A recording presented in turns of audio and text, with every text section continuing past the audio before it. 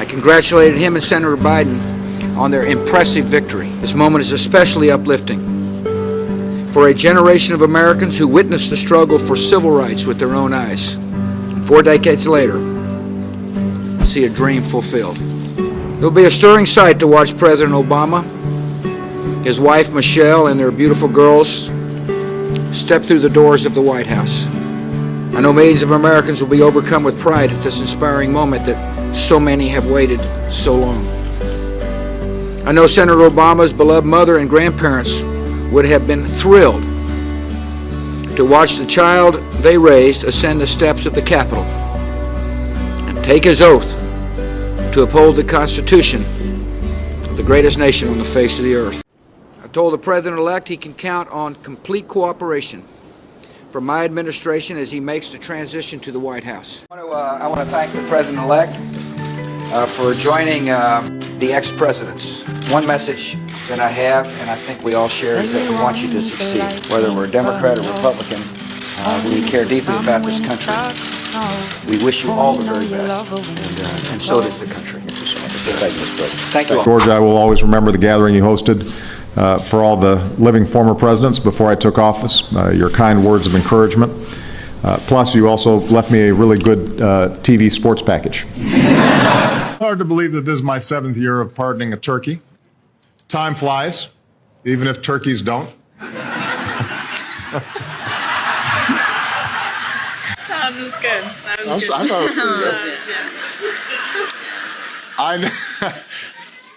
good. You think it's funny too, don't you? I haven't had that in a while. A gentleman here already bought your ice cream. Come find him. Tom, you can't buy my ice cream? Come on, man. Did you really? Mr. President. Man. All right, well, you know, I'm going to pass it forward. I'm buying her the ice cream. Is there really a book of secrets? That's a secret. Yeah. I don't see any promotions for the last 8 years. That's not always good. Can you explain that? Honestly, there wasn't a lot of room for advancement in my last job. The only one with a more powerful position was my wife. Love you back. Do you miss your name, by the way? Because everyone calls you Mr. President, but like I feel like I would, like if people call me like Mr. Daly, I would miss just being called Trevor. Do you miss your name sometimes? You know, my best friends call me Barack. Okay, okay. You So should call Barack. me Mr. President. I knew. What do you and Michelle disagree on? Well, Michelle LaVaughn Robinson, girl of the South Side. For the past 25 years, you have not only been my wife and mother of my children, you have been my best friend. You took on a role you didn't ask for, and you made it your own, with grace and with grit and with style and good humor.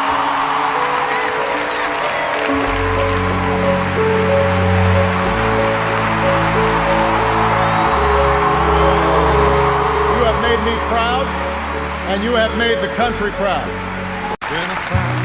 Malia and Sasha, under the strangest of circumstances, you have become 2 amazing young women.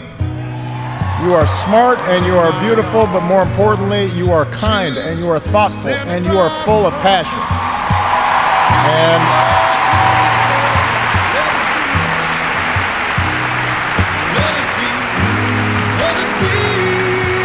you wore the burden of years in the spotlight so easily. Of all that I have done in my life, I am most proud to be your dad. As the father of 2 teenage daughters, I know the whole time you were just like, and then he said, girl, I couldn't believe it.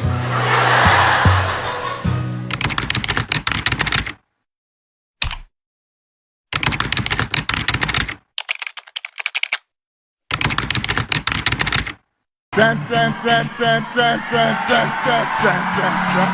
My palms are sweaty, knees weak, arms are heavy, vomit on my sweater already, mom's spaghetti. I'm nervous, but on the surface I look calm and ready to drop bombs, but I keep on forgetting. Your wife, Michelle, told me that you are afraid of Sasha. Is that true? Yes. Yes. And the reason is because Sasha is a mini Michelle. And I'm afraid of Michelle, and Sasha, having seen that, basically has the same look and the same attitude. Malia is more like me temperamentally. Hi there, welcome to Starbucks. My name is Bree. What can I get started for you? I'm good. Can I just get, can I get a large coffee, please? Can I have a cookie? No, Remy, we have cookies at the house, okay? Well, we have coffee at home.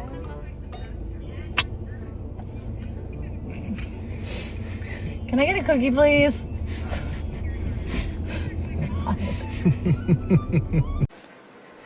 Disrespect invites disrespect. Violence incites violence. When the powerful use their position to bully others, we all lose.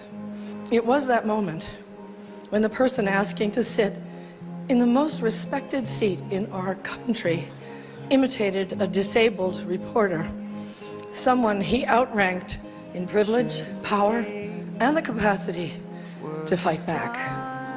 It kind of broke my heart when I saw it, and I still can't get it out of my head because it wasn't in a movie. It was real life.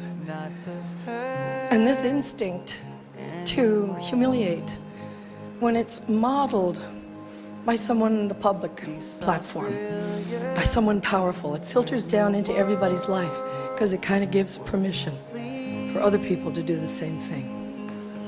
We come to celebrate an extraordinary man who embodied so much that is best in America. President Bush and I are among the fortunate few who competed against John at the highest levels of politics. He made us better presidents, just as he made this country better. So for someone like John to ask you, while he's still alive, to stand and speak of him when he's gone is a precious and singular honor. Now, when John called me with that request earlier this year, I'll admit sadness and also a certain surprise. But after our conversation ended, I realized how well it captured some of John's essential qualities. To start with, John liked being unpredictable. It also showed John's disdain for self-pity, his sense of humor, a little bit of a mischievous streak. After all, what better way to get a last laugh than to make George and I say nice things about him to a national audience? Drive. I cannot drive. I mean, I'm I'm able to drive. Is it because you don't have a birth certificate? Yeah, exactly.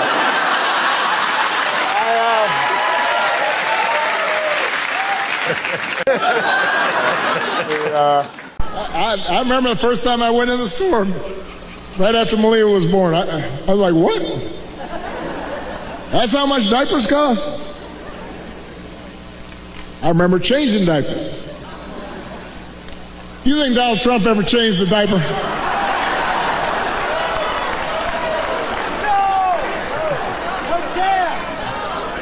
Yeah.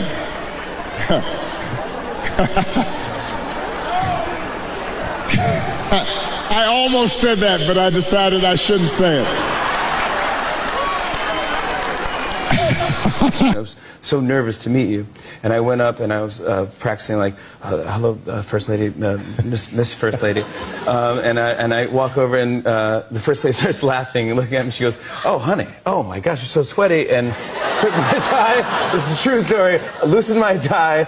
And I looked at you, and you had your short-sleeve shirt and khakis on. And I go, "Hello, Mr. President, sir." And you go, "Didn't you get the memo? It's a barbecue." They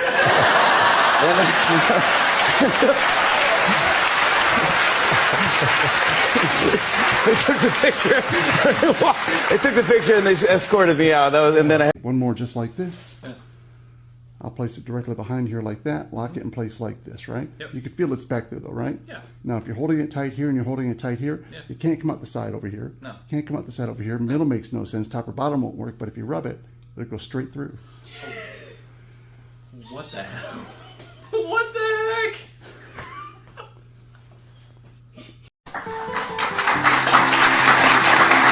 And we proudly salute him for his unwavering devotion to our country and our world.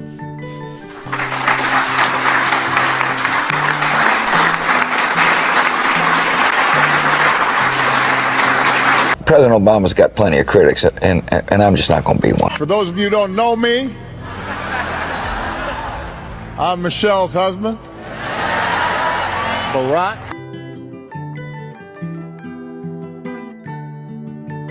And we just took to each other. I sat next to her at Nancy Reagan's memorial. Can't remember where else I sat next to her, but I probably have a few wisecracks. She seemed to like it okay, and when I saw her, it was a genuine expression of affection. Only know you love her when you let her go. Miss you. Only know you've been high. I promise. I'm going straight for it. Now, Michelle,